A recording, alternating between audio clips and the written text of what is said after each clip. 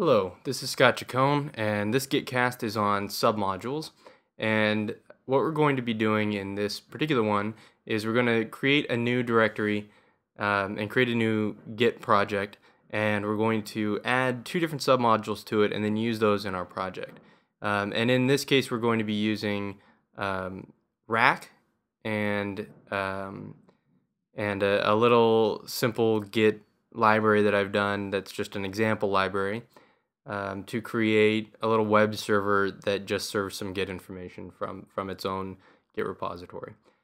So the first thing I'm going to do is run git init, git add readme, and just create and commit and just create our first initial Git repository. So now that we have a Git repository, we're going to run git submodule add and the URL of the project that we want to add in. So in this case, we're going to add in rack. We're going to sort of import the rack project.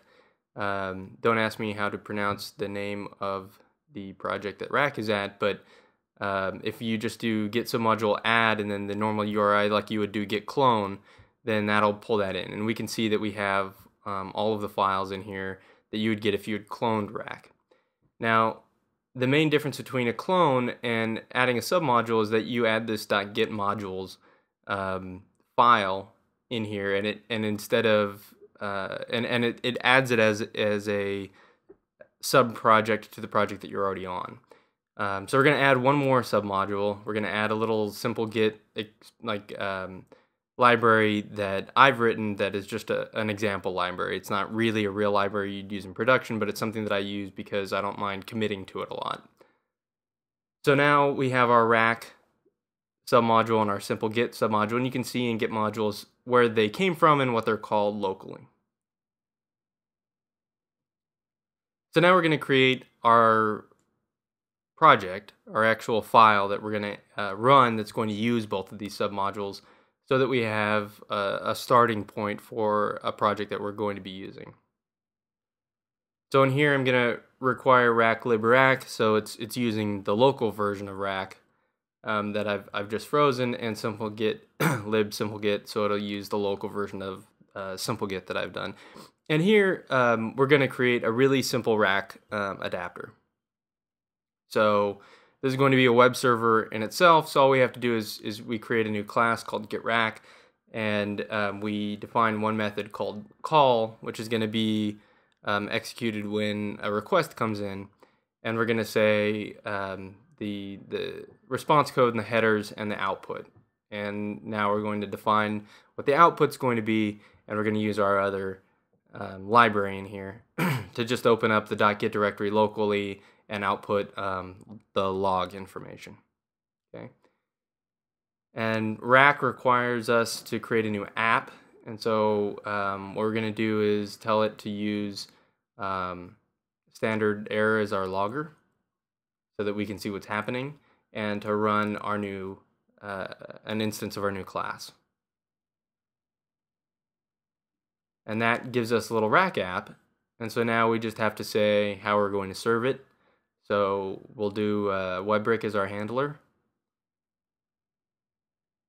and we're going to be listening on port 9292, and we're going to be bound to our local device here, and we're going to run it. And that's basically all you need to do to create a simple rack application. So if we run ruby git rack, then that'll actually run a little web server, and we can see it using rack, and we can see it outputting the Git stuff, so it's using our simple Git library as well. So now we're going to add that project and commit it, and we'll see how Git handles the submodules.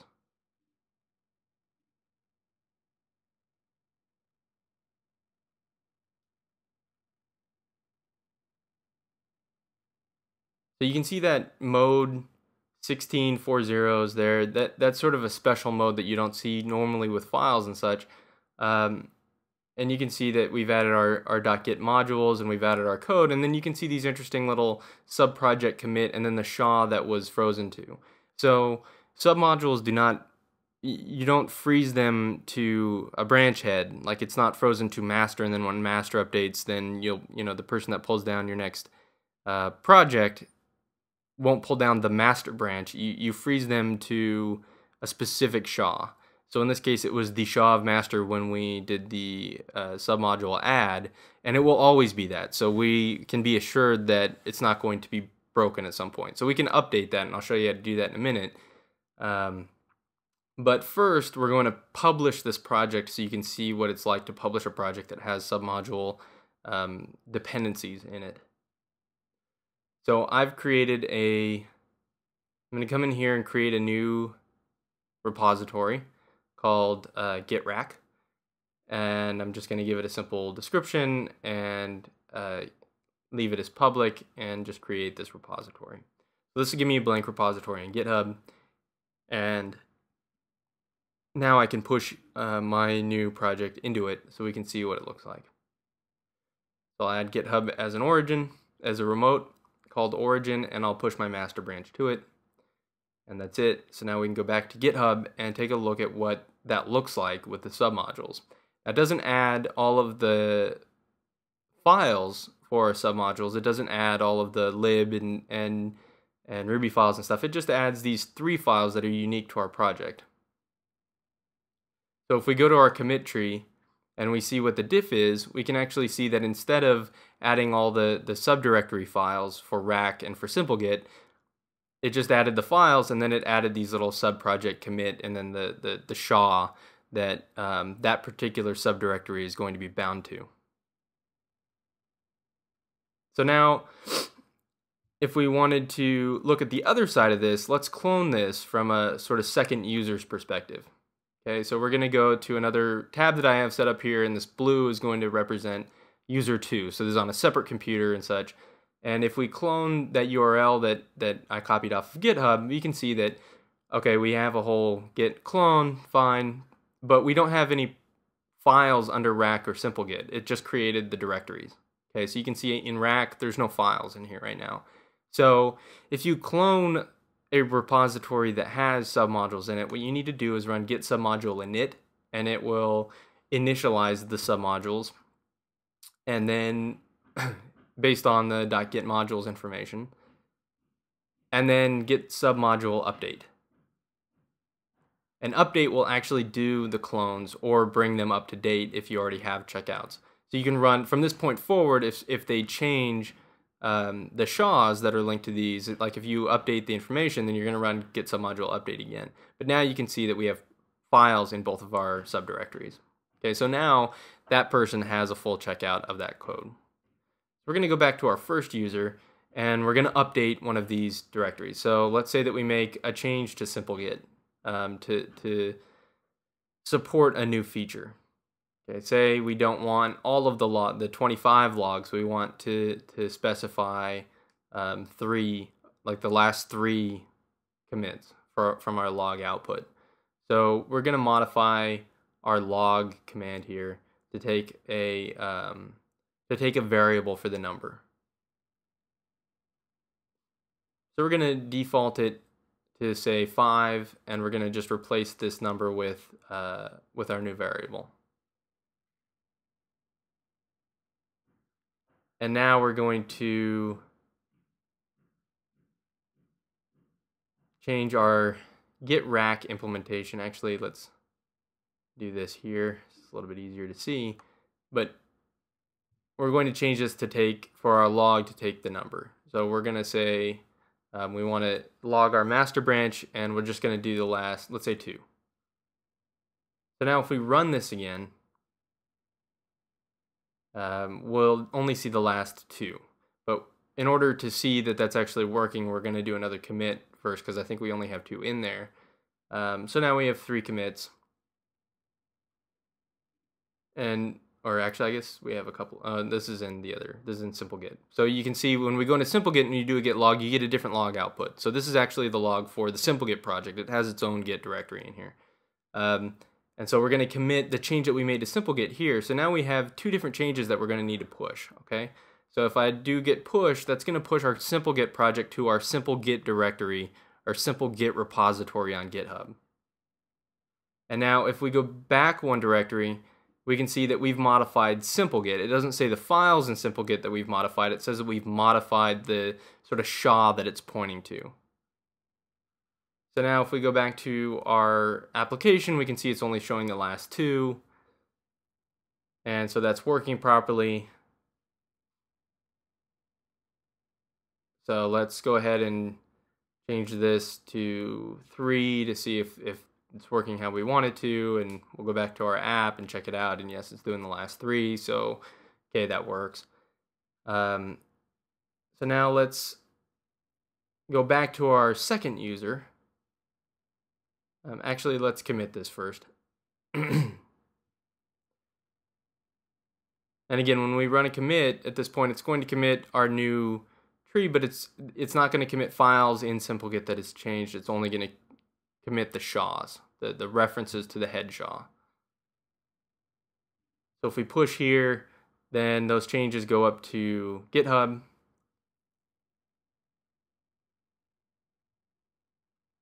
And we're going to run a new commit and push that again. So now GitHub should be fully up to date. So now we can go to our second user and we can run Git Submodule update, and you can see that nothing happens because you have to fetch and merge what's the original origin project first. So now that we've merged that in, we can see that the simple Git reference has changed. And if we do Git Submodule, we can see that little plus right there means that this has been modified, this has been updated. So now we can run Git Submodule update, and it will actually pull in the new simple Git changes.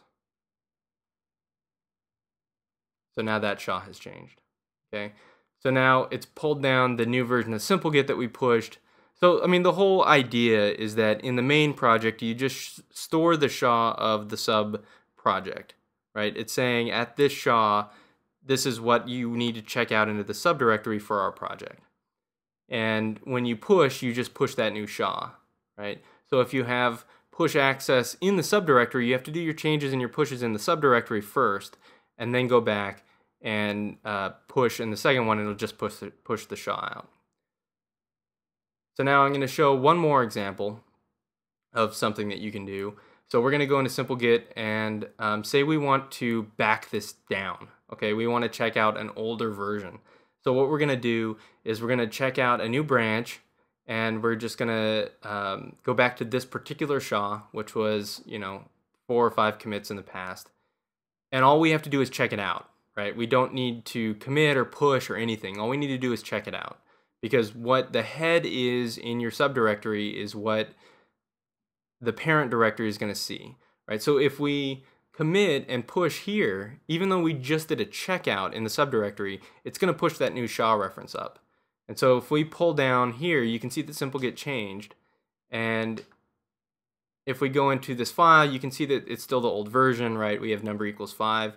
And if we do, as soon as we do Git Submodules update,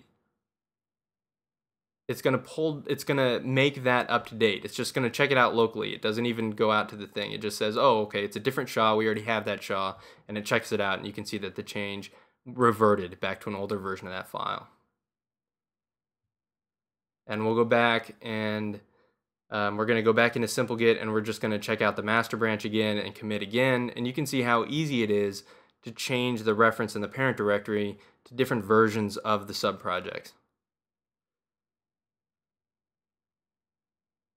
So all we did was check out master, go back to the parent, and push, and commit and push, right? And that commit just sent the new SHA, says simple git is now this new SHA, and you go back into the second user, and when they pull down the change, it says, oh yeah, modified simple git, and you run git submodule update, and it changes the file again.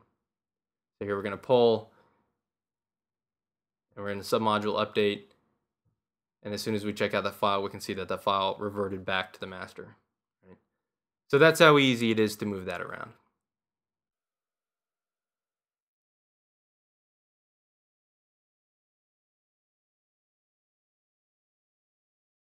Submodule status will show you the SHAs that each of your submodules are on. So it's an easy way to check that out. I hope that was helpful. This is Scott Chacon, and that is Git Submodules.